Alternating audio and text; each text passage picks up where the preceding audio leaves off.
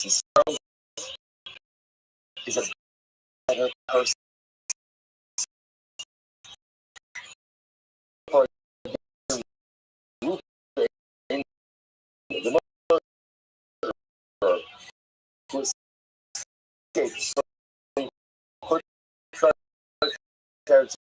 from we have an obligation to look at his face. Why? Because Eretz Yisrael is a different person than Reuben of Chutz La'aretz. And therefore, again, Reuben deserves another look at his case. Conversely, Reuben of Eretz Yisrael is convicted and goes to Chutz La'aretz, doesn't get a second chance. Doesn't get a second chance. Reuben of Chutz La'aretz, who escapes Eretz Yisrael, is a different man. Because he's a different man, therefore, again, his case, that's what he is going to point out. How beautiful this is when Eretz Yisrael. Because I think one of the most difficult things, in Chutz La'aretz, you have a very beautiful Yom Tov. Right? Yom Tov is more, Yom Tov is uplifting, Yom Tov is magnificent. We give it a little bit more distinction in Chutz La'aretz. Kolamayit. Right? Kolamayit. And Kolamayit, it's made, anyone who's ever been in Eretz Kolamayit, Kolamayit is young. You feel the atmosphere. Chutz La'aretz is a little bit more difficult to recreate the Yom Tov on Kolamayit. It's just how beautiful is it that the Ribono Shel Olam gave us an Eretz Yisrael on the first day Kolamayit. Second day Kolamayit. First day Kolamayit, it has an Eretz Yisrael Gemara and just give us a little kedusha, a little bit of baptism, a little bit of that schus of Eretz Yisrael. So how do you know, I guess? So let's remember again. The Mishnah says that the rulings of a Sanhedrin translated Sanhedrin, I guess. Sanhedrin are in Eretz Yisrael and in Chutz. How do we know this? Nandi is teaching us the Sanhedrin operates Ba'aretz and Chutz La'aretz. Sanhedrin operates both in Eretz Yisrael as well as in Chutz La'aretz. I indicate not Kamla B'Shara. So if that's the case, that the Sanhedrin operates both in Eretz Yisrael and Chutz La'aretz, so why does the Torah frame it, or why does the Torah say B'Shara in your gates? Which makes it sound like that the Sanhedrin only operates in Eretz Yisrael itself. So what's going on? So it said, in Eretz Yisrael, the way it worked is like this. Although you had the Sanhedrin, all the high courts, you also have gates in every province and in every city. Right? A province is made up of multiple cities. So you have like a provincial Bezdin, or something, and then you have smaller Sanhedrins or smaller Batedim in each city. That's in Eretz Yisrael. But Chutz La'aretz, Atamoshid b'chol plach v'plach, Atamoshid b'chol ir u'ir. In Chutz La'aretz, you had the big Batedim, but not Batedim in every single city. So as I said, I just want to point out something very interesting. I'm not pointing out in the Parnassus, Rambam would bring down Sanhedrin. Parikidar Rokidah, he says, Shedanim the Pashas Eretz Yisrael, Shedanim Pashas Chutz La'aretz. So this is very interesting. When the city operates in Eretz Yisrael, and the Sanhedrin adjudicates capital cases in Eretz Yisrael, you can adjudicate capital cases in Chutz La'aretz as well. With the caveat, those Shiyu Sanhedrin smukin ba'aretz, Moshe Sanhedrin yes, ba'aretz Chutzar. So what this means is that when there is a proportional Sanhedrin in Eretz Yisrael, adjudicating capital cases. Now that requires two things. Number one, smucha. Number two, that the Sanhedrin is situated in the Lishkas Agod, in the Beis HaMikdash. If you have those two, the Sanhedrin is able to adjudicate capital cases. When Eretz Yisrael, it empowers Sanhedrin outside of Eretz Yisrael to adjudicate capital cases. And that's the takeaway from this. Incredible. Okay, let's go back there. And once again, the last covenant was quite intriguing. Remember again, Sanhedrin held, I guess. So we have two different versions of this, right? In the first version, Kanakama said that if Sanhedrin goes ahead and executes once every 7 years, is considered to be a destroyer. Right? The Elazar ben Azariah said, even once every 70 years, Rabbi Tarfon and Rabbi Akiva, if we sat on the Sanhedrin, it would never execute anyone. To it, the Gemara says, the Shivin Shan Likir Kavlonis, Oldima Orach Arahu.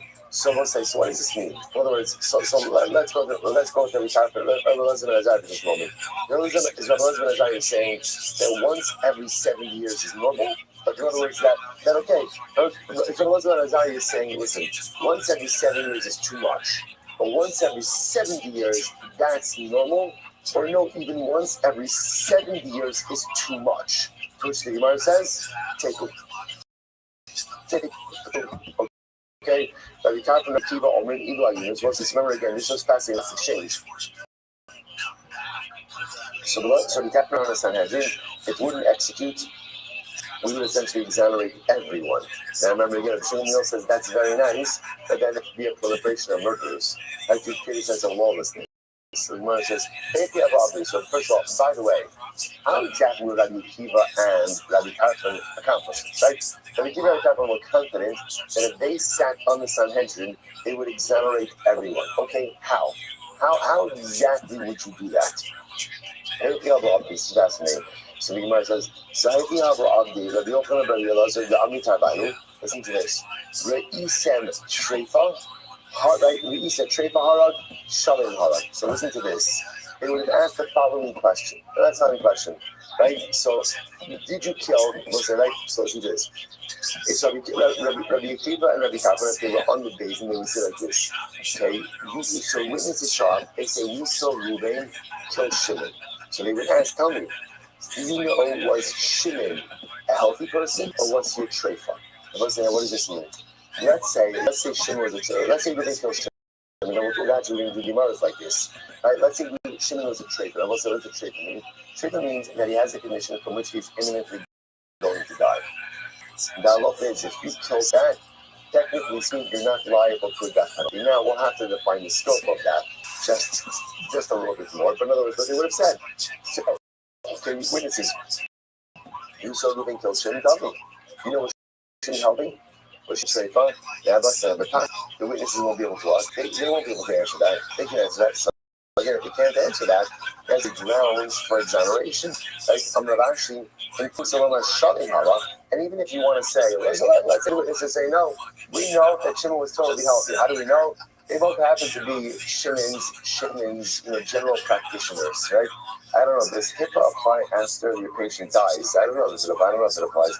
Right? But the nice that they go ahead, they said, you know what? We're the general practitioners, and he just came for his physical the day before. We gave him a complete bill of health. So that he's 100% healthy. I Duma, the Makom Sayed, not the Hava. Did you give him maybe where the place of Reuben when they had and stabbed Shimon, maybe he had a hole in his heart. You didn't give him a complete diagnostic, right? You didn't give him an MRI or a CAT scan or whatever else. So maybe he had a hole in his heart that you didn't know about. Maybe he had some other deep physical defects you didn't know about.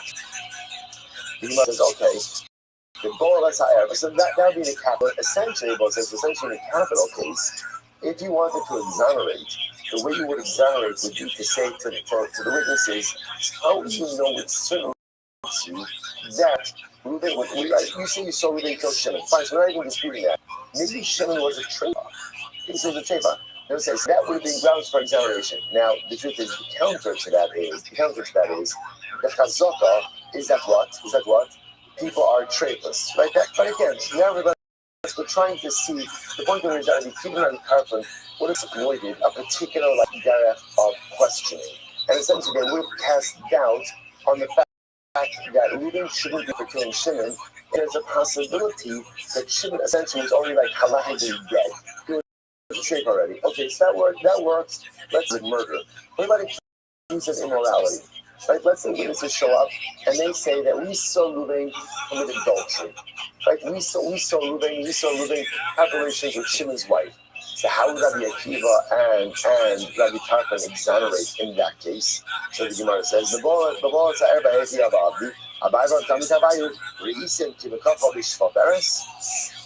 they would have said like this. They said, witnesses, did you see the actual act of Bia? Right? Literally translated as two different applicants. Did you actually see Bia? Right? And it's like, you gotta be pretty up close and personal to actually see that, right? And so what I'm saying is, you might have seen a lot of stuff that looks like adultery. but did you see the act itself? Now, the pashtos, the answer to that 9.9 out of 10 times is going to be no.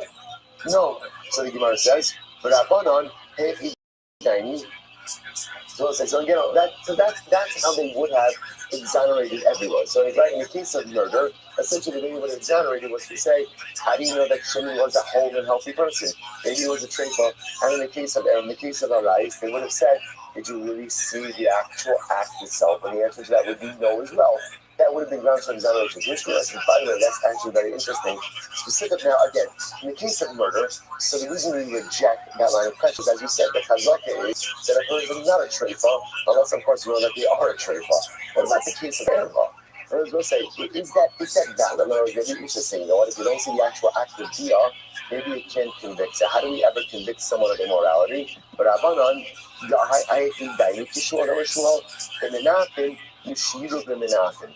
Because again, when you give testimony about adultery or about arayos in general, the Edom are not obligated to see the act. What are they obligated to see? Like circumstantial evidence that indicates to us that when my son acted immorality occurred.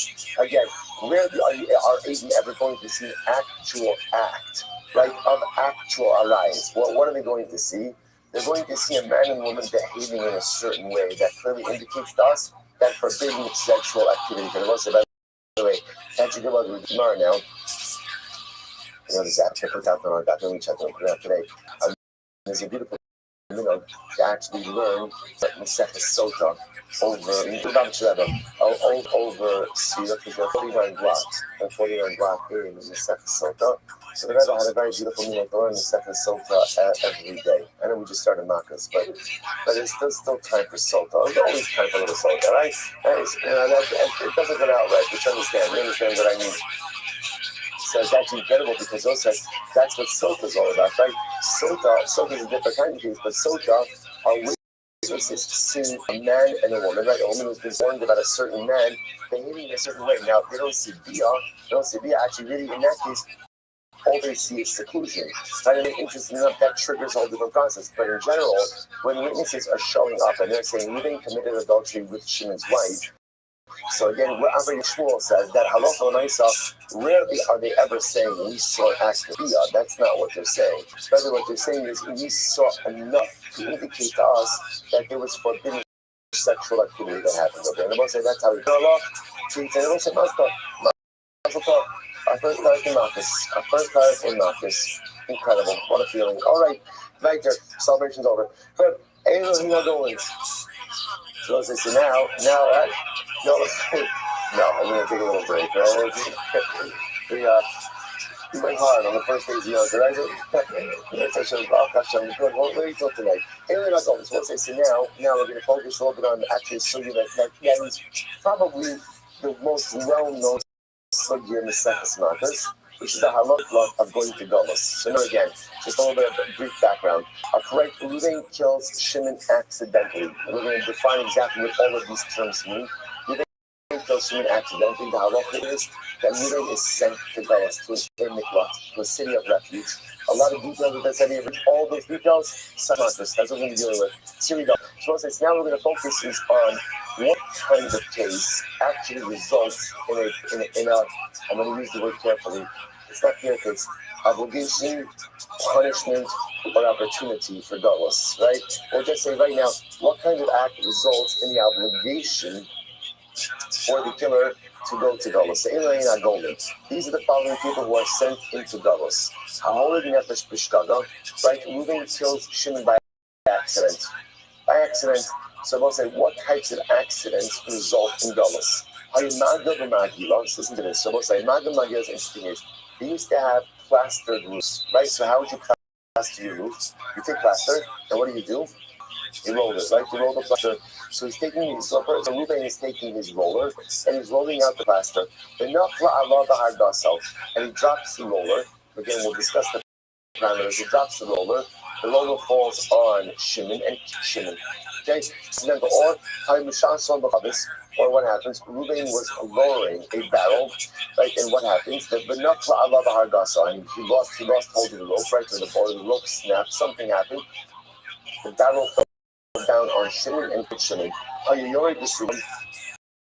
Reuben was coming down on a ladder. The nut slipped off the rung, or the rung broke. He falls on Shimon. So in all of these cases, Zeh Gola. In all of these, ultimately, again, Reuben is centric. So it looks like common denominator in all of these cases. Reuben is killing with a downward. The case of the roller that I just what we're talking about is rolling down, rolling out. He's rolling down, and the roller slips out of his hand, going in the downward motion, falls down. He's lowering barrel. The rope snaps, something happens, the barrel falls down. He's coming down on ladder, falls down on Shimon. In all cases, Reuben is killing Shimon with a downward motion. This is where Reuben is going to be subject to dollars. Habal. And how your motion from that you have enough love. Let's say Reuben was going at a passing roof, but he was pulling the roller up, right, in upward motion, and then lost grip of the roller, right, and killed Shimon. Or how your dollar becomes he was hoisting up the barrel, and something happened, and the rope snapped, and the barrel fell down. Or enough of the hard days, how many days?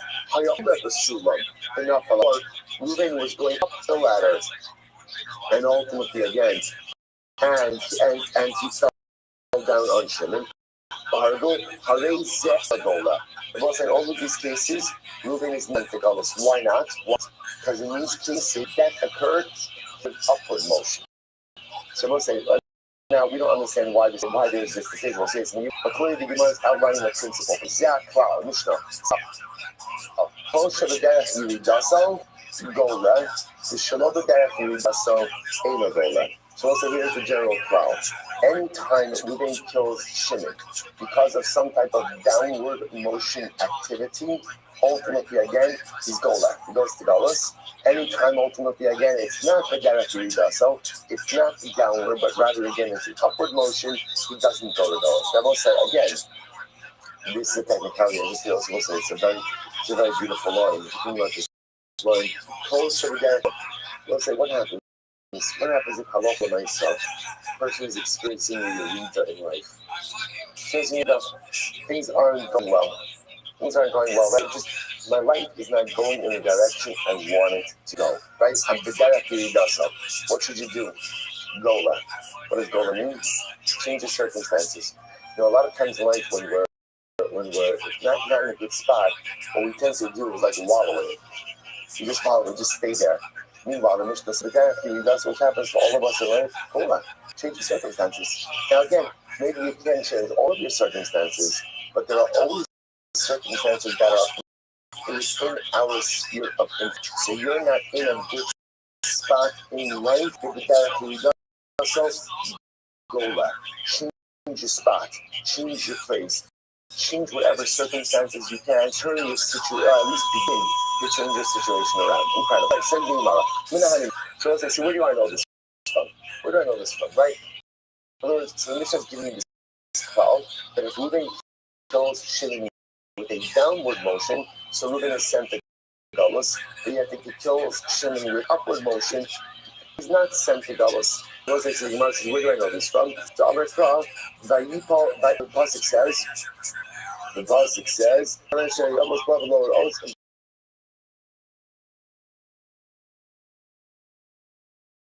Allah Vayamos, right? When the Torah describes the actor, like the pasuk in the title, Evan Shayamos, Babolos, Vayakal Allah Vayamos, Bahula only Vakishrasa. So those again, the accidental killer, the Russian uses Vayakal Allah. He falls on him. So what do you see from here?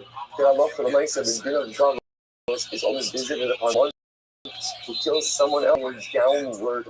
So we'll say it's not a logic thing, it's a pasuk thing. It's a drasha. So now we're going to unpack this. We'll say, so if you have any newer Gemara, you can see, by the way, you notice on the margins you have the psukim. So if you just take a look at the psukim that we're talking about today. This is the psukim of your mikvah. So it's Restream are in mikvah. You'll designate for yourself, I'm just reading Psukim, not the Gemara. You'll designate for yourself safe of refuge. The Nezar again is also the Sochachem. Siena Sheish Arim Aelan, the Miklat, Monos Shama, Komakin Nefesh Mishkara. So ultimately, again, who goes? Who goes to the mikvah? Someone who kills accidentally. It's not about bishkaga. What do you mean bishkaga? Proclamation. This comes to exclude someone who kills intentionally. Or we'll talk about this, that the cities of refuge were set up for people who killed accidentally, not for people who killed intentionally. In fact, again, if you were an intentional killer, right, you intentionally Shimon and decides to run to an air mikvah, what do? We get him out. It's all out. We're going to talk about this. We put him out, and we sent him to stand trial in Beis Din. Lead us. We then killed Shimon without him. Proclamation. This excludes someone who killed, right? We didn't kill Shimon with intention. Gemara says that's obvious. Gemara says Mazid. Listen, obviously, if there's intention, then he's amazing. If he's amazing, then he's liable for that penalty. So what does it come to exclude? It comes to exclude someone who says Omer Mutter. Now what's Omer Mutter? So it's increased for Ruben tells Shimon. But when we go ahead and we say Ruben, what's going on? Ruben says, I thought it was Mutter. So this is what happens when you don't pay attention to shit. But I thought it was Mutter. Now obviously we're talking about a legitimate case. They actually thought that what he did was Mutter. Interestingly enough, but the money is like this. Even though Ruben will not be executed, right? He thinks that what he did was Mutter, he won't have circumstances, but at the same time, what? At the same time, he doesn't go to Galus. He's not sent into exile. You don't get your mitzvah in the case of Omer Mutter. Omer Abaye, Omer Mutter. Honestly, what is that? If he thinks that it's Mutter, isn't that a circumstance? An honest? Shani Omer, hold the color of the music. Now, I hold the Omer Mutter, so when Ruben kills Shimon, and Ruben says, he did it, but I thought it was Mutter, that's what we call color of the macy. In other words, it's not shogeg, right? Why isn't it shogeg? Why? Because there's intentionality. It's not massive because he didn't have mind to do something wrong. He thought it was mutter. So it's an mutter on one hand. It's color when massive, right? It's close, but not massive. It's also motivating. But at the same time, he also doesn't go to dollar without intention. Apart from the scabbing. This is Kisam Kavana. That's obviously what says Miskabin, Shita Bakatonu. Obviously, I will say, if Ruben kills Shimon, Ruben and gets kills Shimon, then ultimately, again, he's liable to that penalty. Which you must, is no, what's the case? Interesting. What about Ruben? Right, so let's watch this. Ruben had intention to kill, had intention to hunting, had intention to kill a deer, but instead he killed Shimon. Or Lukusi, or I guess so. Or you have intention to kill a Kusi, which again, not good, but also not liable to that penalty. Right? And he ends up killing Yisrael. The Neithel, the Harad ben Kayama. He had intention to kill a Neithel, right? A non-viable child, but instead he killed a regular person. So we'll say, so all of these cases, funnily enough, you don't go to Dulles. Right? Why don't you go to Dulles? Why not? Because it wasn't fully accidental, right? There was intentionality for an act of bloodshed. Just it was supposed to be quote unquote a permitted act. It turned out to be a prohibited act. So again, because there wasn't some level of intentionality, you can't go to. Obviously, you're not going to be executed for that. But you also can't go to Golos because there was some level of intentionality. Turn around on in the Pesach, right? It can happen suddenly. But we can in others. This excludes the case of a corner. What's the case of a corner? That's very interesting. Another scenario. Ruben is walking with a knife, an outstretched knife, right? Why? Like he's always told me don't run with scissors. He's having some mother issues, right? So he's deciding, my active rebellion, I'm walking around with outstretched scissors. Right? That's what he's doing. Right? So the Mesa says, now again, he's just walking like that. What happens? He comes around the corner, Shimon comes around the corner, and he ends up killing Shimon. Now again, he didn't have intention to kill Shimon, right? He's just holding an outstretched knife. That's what was happening. So I will say, so the Mesa, in this case over there, he's not going to go to Dulles. Right? Why won't he go to Dulles? Because at the end of the day, there was some level of intentionality. You can't say that this is totally accidental.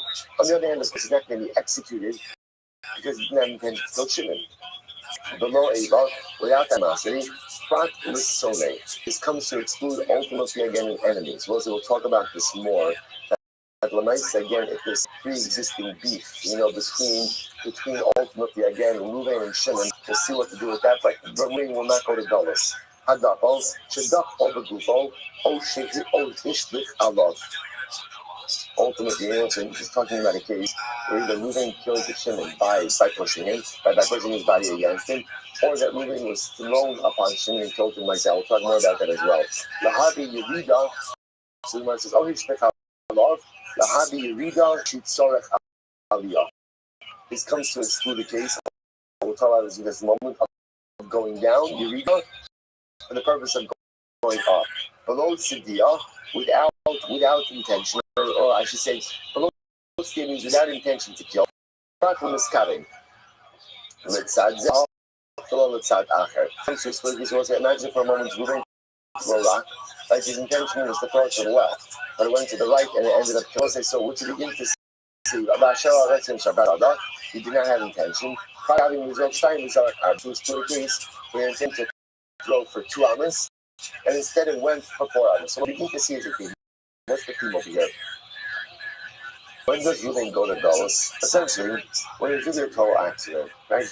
What you begin to see is any single Reuven had some level of intentionality. Some level of intentionality. Even if his intention is to kill an animal, but he killed a person. They throw a rock 2 amas and it went 4 amas, right? He rounded the corner, didn't realize what was on the other corner. If there's some level of intentionality, of course, does not rise to the level of intentionality to make a chayiv nisa, but it will preclude him from going to Gullus. Gullus is only like exile, spirit niflat, is only for someone who is a full and complete shogeg. If there's any level, even a little bit of some level of intentionality, no Gullus. This is also these are the details that we're going to continue to kind of flesh out as we go forward. Let's just do a little bit more, then we'll stop. So when it says Dayar, so ultimately, again, it's interesting. The way that the Torah phrases this is where all of this happening in the forest. So let's say, so it's not a case, the kind of case of accidental death. Reuven is going ahead, chopping wood in the forest, and what happens? So then we'll see, somehow he ends up killing, whether it's because the axe head flies off, or because a splinter of wood flies. But the paradigmatic case is where it's happening in a forest. So the Gemara says, what forest? By forest. So the Gemara says, Naya,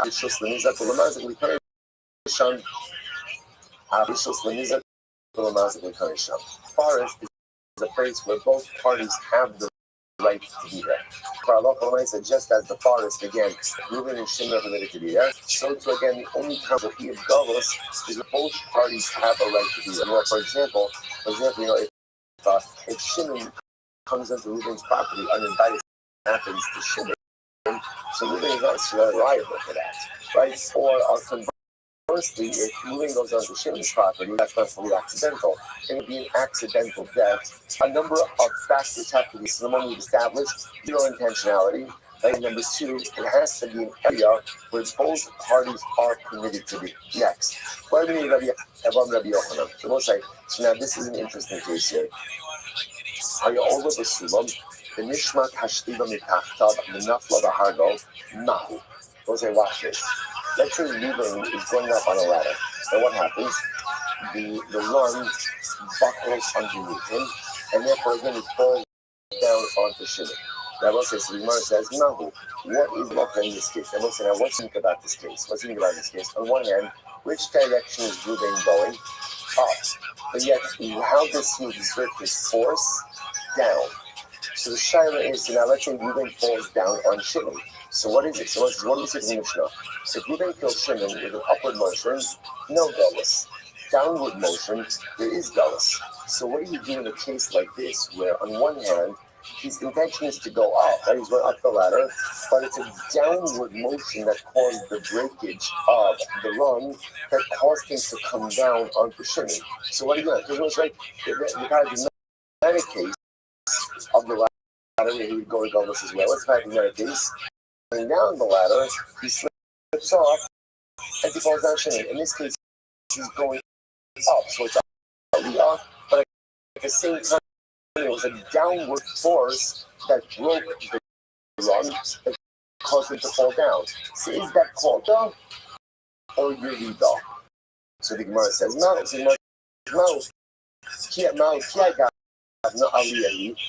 Is this called ascension? Is this called the miracle Ruben will not go to Galus?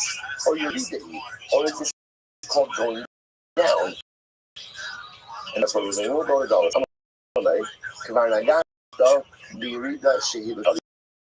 So again, it says, okay, we've touched on this already. We've touched on this already. This is the case of Rida Mitzorah Agri. So this is going down, this is going up. Right? Kind of case. Since the breakage of the wrong force, this is called Rida, this is called descent, this is called going down, and therefore halacha l'maisa, you'd be chayiv. Now, whether that's the halacha, I have to see. That's the Gemara wants to suggest right now. Now we're not finished. The Gemara says, this is the rule. Kosher, you does a dollar, you does a dollar. So we write the Mishnah say, what was the rule? Anything, anytime that you kill someone in a downward motion, goes to Galus. Not in a downward motion, doesn't go to Galus. So you might say, you does a la. So when you say going down, what does this come to include? Lav la asuye ki agadno. Doesn't it come to include this case? Of again, when I'm going up the ladder, Ruben's going up the ladder, but again, it's sort of downward that causes the wrong to break. And we see ultimately again that it's chayiv.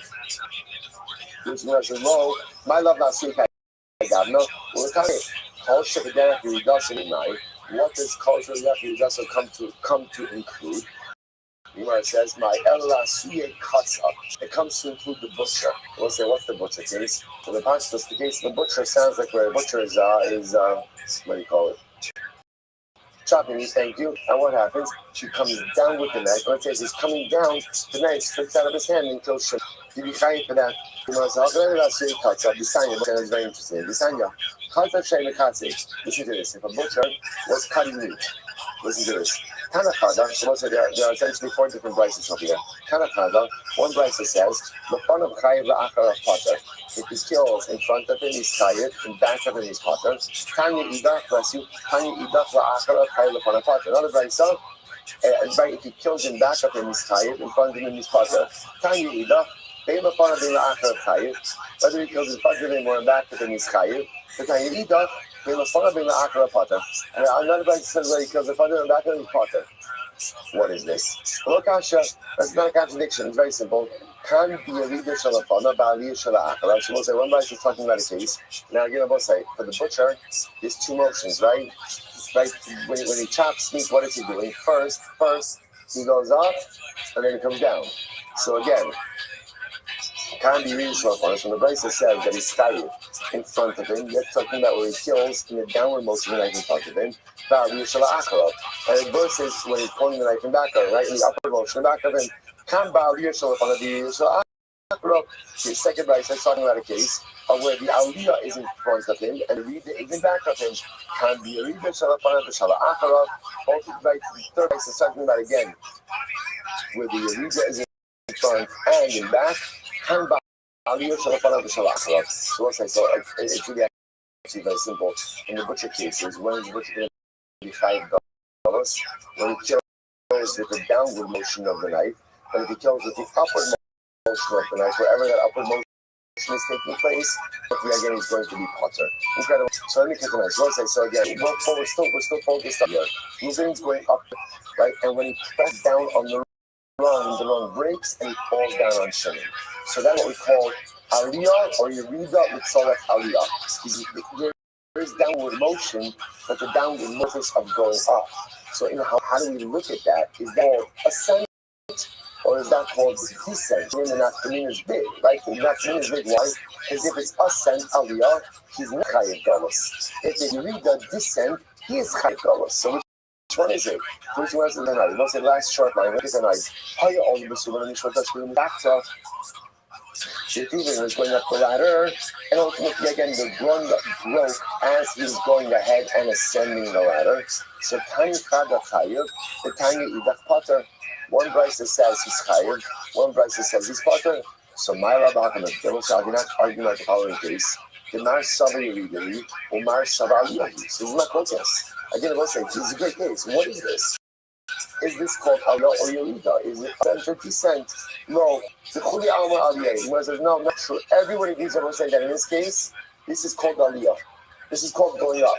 It's going up. Let's say, by the way, if you think about it, it has to be that way, right? Why? Because if it's not that way, then what? There's never a case of ascent, right? Well, by definition, every ascent requires pressure downward.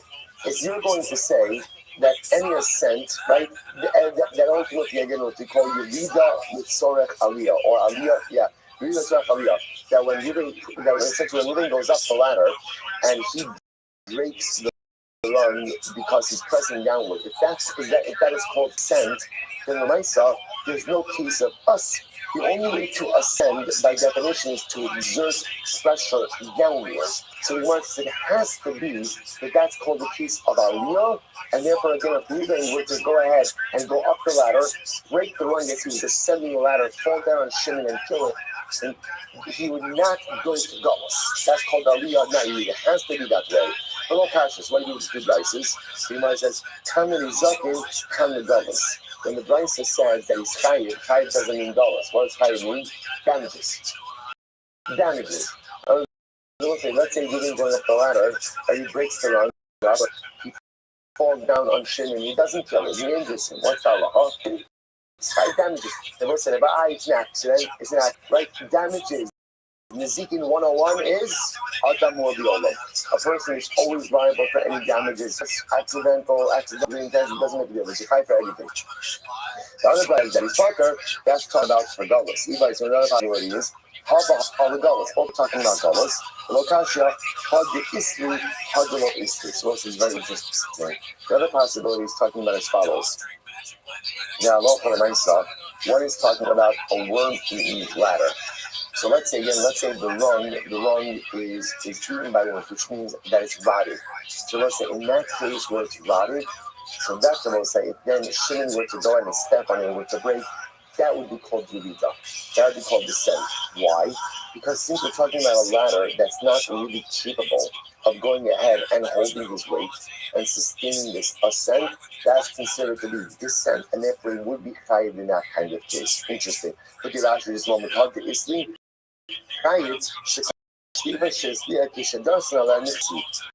It's understood whenever you have a run, what's going to happen? It's going to sag. By definition, that is called descent.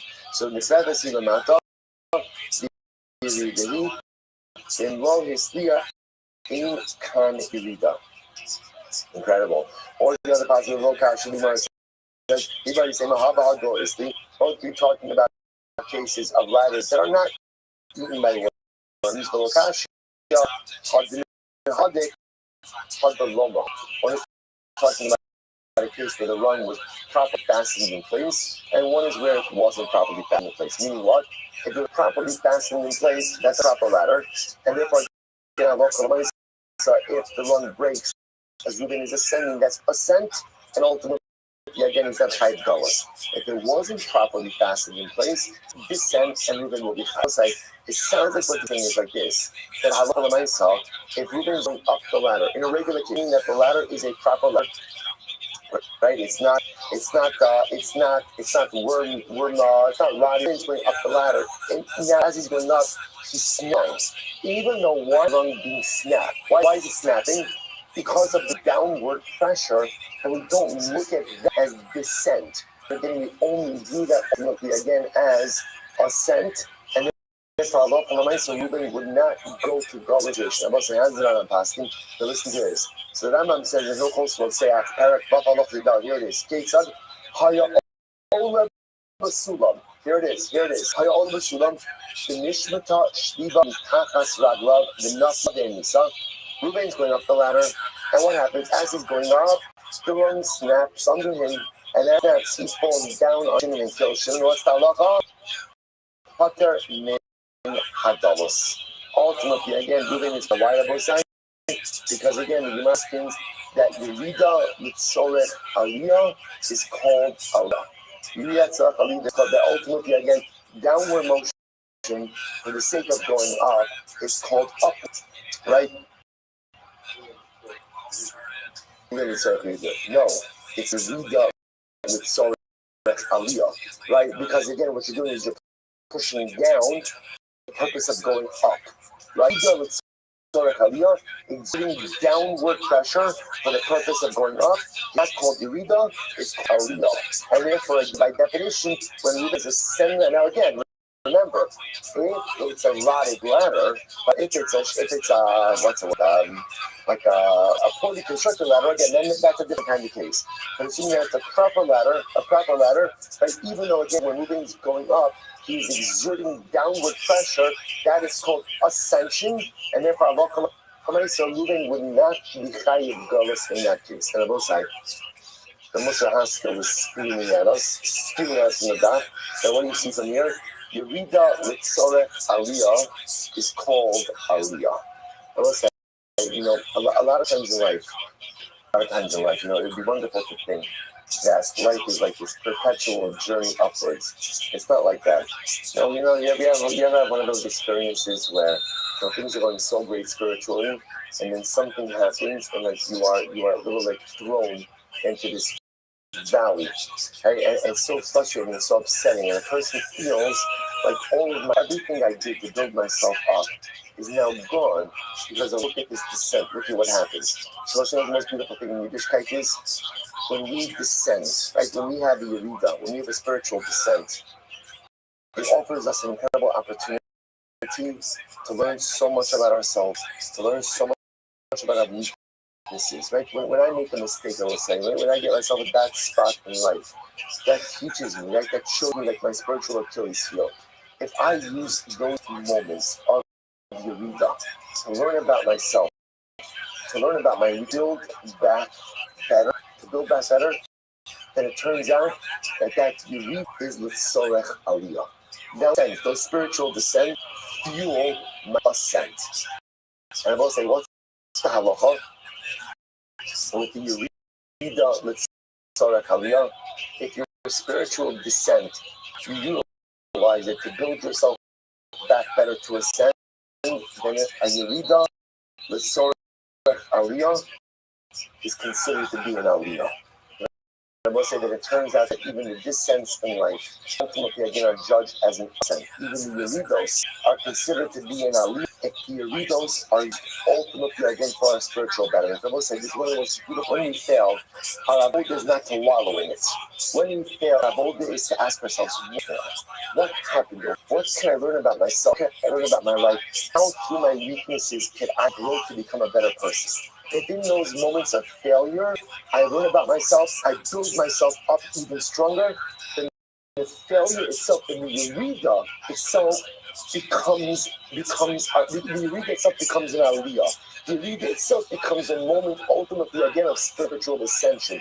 If my Yeridos are just Yeridos, I'm doing anything with it, then just Yeridos. But if the Yeridos, if the mistakes in life become the opportunity to learn about myself, to build myself back even stronger, then even the Yerida is an aliyah. And it ultimately again becomes a Yerida with Sorech Aliyah. And the halacha l'maisa, is that Yerida with Sorech Aliyah and Aliyah. A descent for the sake of ascending, even the descent is part of the physical and the spiritual ascension. What's that? Shkoyach.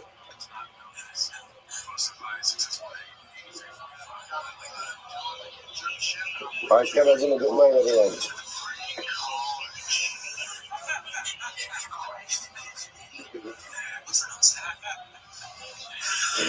Yes.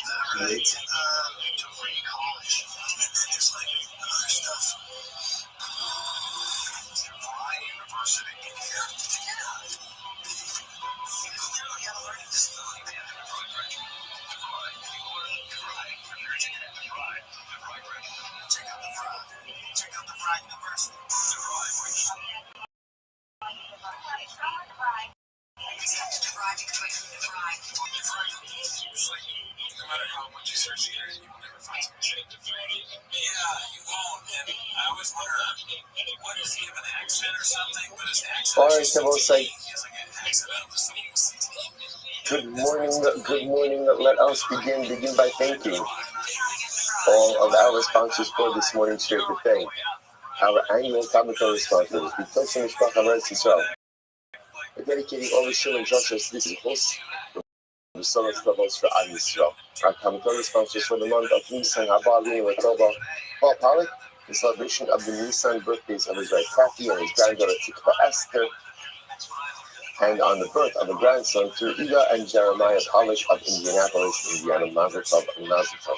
And now we go responsible in the schools of singles for all of our children, and for Nisan to be the month of Geula Shlema for Klal Yisrael, and may Avram Shem be coming. Many Avram's mother, Sarah, Raina, Bas, Yoshua, Heschel, Zichron, we thank all of our sponsors for their incredible generosity. We'll get an American comment over all of them, the Shemashad, and their families, and from all of those who need to have one together with Kol, Holy, so let's support this video. Our hostages home, the Shalom and the power of Holy Soldiers to be successful. The Chol Maaseh Yidin. So we got let us be able to be the ahead of us today. Today's daf is Gimel 3. We are picking up on days 12 lines up to the bottom. My so it says remember again yesterday's daf we ended up with as follows. We saw Gemara highlighted 3 unique things, unique qualities that apply to Edom. So that we see added on a 4. And interestingly enough, one of the things that we saw about Edom is that don't pay kofar. Like remember again, if my ox goes kill someone, there is a payment that's called kofar, which means some people even zone not pay kofar. Again, Gemara began with a discussion of welfare. Is kofar kapara? Right? Is kofar ultimately is it payment? Is it mammon? Is it a monetary payment? Ended off with the fact that kofar is kapara. Right? Kofar is a atonement payment. There's max over here between the Rabbanon and how you value that payment. I'm sorry. We go ahead and the payment ultimately again based on the value and because since it's an atonement, therefore Allah Almighty will give his value. The Rabbanon on the other hand, we go and we value the payment on the value of the damage Rabbanon. Is it that I will say now? Here's what's interesting. This seems to be inherently contradictory. If you hold that kofar payment is a kapara, is an atonement payment, right? That's what it is. Then logically, what should the value be based on? Based on the jerk, right? If I'm the person whose ox sold moving, so the nice thing makes sense that I have to pay my worth. In other words, again, something of mine took the life of another. I should have to pay my value. That makes sense. Rabbanon, you said it's to pay the value of the victim. What? So here we go. So more as follows. Nemar hashasa l'mah. Nemar hashasa l'mah. So more interesting enough is hashasa. Hashasa means to impose a payment on someone. So it says hashasa l'mah. And Rashi points out over here. Rashi points out over here. Nemar hashasa or the malati. So Yoshes alabala isha. Case number 1 is fighting. And Reuben goes ahead and bumps into pregnant woman, causing the miscarriage. So the Torah explains that halakha l'ma'aseh, the Reuben, the perpetrator, has to go ahead and pay for the miscarriage. Now what does that mean? He pays a value. Pays value. Now what's the value? The value is the value of the victim, right? The difference is not if the woman is pregnant, if it's not pregnant. So Reuben goes ahead and has to pay that amount. So if the Torah uses the word hashasa, which means we impose a penalty, or we impose a penalty upon the perpetrator of the damage. So you must be Hashasa Mala Halon Bidinizot upcoming. It says Hashasa by the damaging of a pregnant woman. It says Hashasa by kofar, just like Hashasa by the pregnant woman. Everyone agrees to the Nizak Shemina. We evaluate damages based on the value of the victim. Shem and Hashasa. So when it comes to valuation of damages or valuation of kofar, we do it by the value of the victim. Okay, so Rabbi Shmuel, in us that we don't ask Rabbi Shmuel who holds again that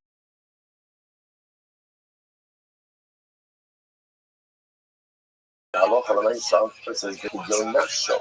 you have to give a redemption for your soul, which sounds like again give your value damages you. To which the Gemara said, but in Job said, yes, it's true that everyone's agreeing with this. Everyone is agreeing that kofar ultimately again is kapara. Kofar ultimately again is an atonement. But nevertheless, how do we value that atonement?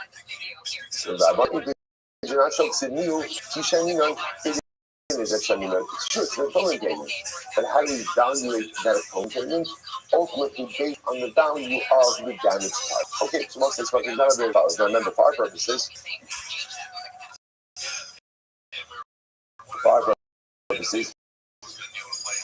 ultimately what comes out is just really two pieces of information. Number one, agents only don't take over. So for example, just illustrate the case. Agents only shoving days. What do we catch the punishment? They think that we saw Ruvain's ox kill Shimon. It turns out, the second time we show up, we couldn't have seen us at that time the agents only. Don't do reciprocal punishment. No reciprocal punishment over here. Why not? Because we've established this kapara is an atonement period. So it doesn't to impose an atonement upon the agent. Why? Well, they didn't do anything. They did something. They testified falsely, but they didn't do anything in that. They didn't kill anyone. Their ox didn't kill anyone. So therefore, you can't impose an atonement payment on someone who has not committed the infraction. That's our purpose. Now, having about anything aside, there's another raging machlokes about how do you evaluate the kofar payment. That each small set as the massive shame. So living the owner of the ox will pay to share like the big heirs. Ultimately, again, without moving value. There's no value. It's an atonement payment. And again, no, but the mizak shame, the payment ultimately again is in accordance with the value. So that machlokes is historia. We're not waiting too much right now. But our purpose is not even so as we're focusing on. Good next. We can't evidently. Even Zorin doesn't evidently. Now, what does this mean? Remember again, halacha nice is witnesses, one to show up. And what do they say? We saw steal from Shimon. Now, Ruvain does not theft the theft. In general, steal and don't have the money to pay that plus halacha. This is an evidently. So they're testifying against Ruvain that he stole. Ruvain doesn't have the money to pay back, which means under these circumstances, Ruvain as an evidently. So the halacha is, it turns out that they made it to 18 someone, they don't impose reciprocal punishment, they're not sold as evidently. When I say Sabah Hamina or Neymar, so Hamina say, when is this so? Honey, that's ultimately again when Reuben himself had money. Reuben himself had money, so Reuben himself would not have been sold as a slave. You go, the evil on his God, they will not know his God. This is ultimately again, Reuben himself wouldn't have been sold because he had his money to pay back. So that's stolen out. So again, so to the agent wouldn't be sold as well. Okay, about hatred, the less they listen to this, but the Muda wants to suggest have money. Right? And if it would have been sold, even though the agent do have money. Right? So if Reuben didn't have money, even if the agent do have money, the agent are sold. Wow. So I say that's intense. Right? So if the witnesses are testifying that Reuben stole from Shimon and Reuben doesn't have money, so found guilty, Reuben would have been sold. Now it turns out that our agent zoning, the agent are sold. The agent are sold. So the Gemara says, 1 second. Amalei Rabba, Malay Mulay, the Ant Chavalach, we have this done. Why can't they say this? Ruben, hold up over here. No, Ruben, if you had money, you wouldn't have been sold either. And then Nami Rabba is Nandinon. Why should the witnesses be sold if they have money? In other words, hello for the nice even if Ruben would have been sold, but Ruben would have had money, could have bought himself out. If you want to impose reciprocal punishment upon the agent, so go ahead and say if they don't have money, they can be sold also. But the nice, if they do have money, why shouldn't they be able to buy themselves out of servitude? Hello, Moses is right. Rav said as follows. As Rav said, Tani Miri, Hechad the Islam only the day, only the day. Was the when do we say that agents are not sold as an evidence? And when is that? When someone in the equation has money, right? Either Reuven, right, or the witness, right? Because if Reuven himself has money, that means Reuven would never been sold. If Reuven wouldn't have been sold, you can't sell the witnesses. Or even if Reuven doesn't have money, so Ruben would have been sold. And now we see both were supposed to sometime in age, and we do have plans. So again, we're happy. We're willing to pay. We're willing to pay. But again, it's like if you have money, you could have bought yourself out of servitude. So we should also be able to buy ourselves out of servitude. So this, the less לא לדידי ולא לדידו נזדדנו. רעלות אוכל יצלח לזה. So Camilo says, but when neither Ruben nor the didn't have money, what's the halacha? Two witnesses are sold. Incredible. Right? So the case where no one has money, right? Ruben doesn't have money, the Edom don't have money, no one has money, which means that Ruben would have been sold as an evidence. And witnesses don't have money.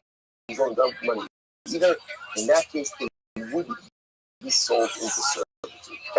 That's not how we know. Now again, I'm going to say no.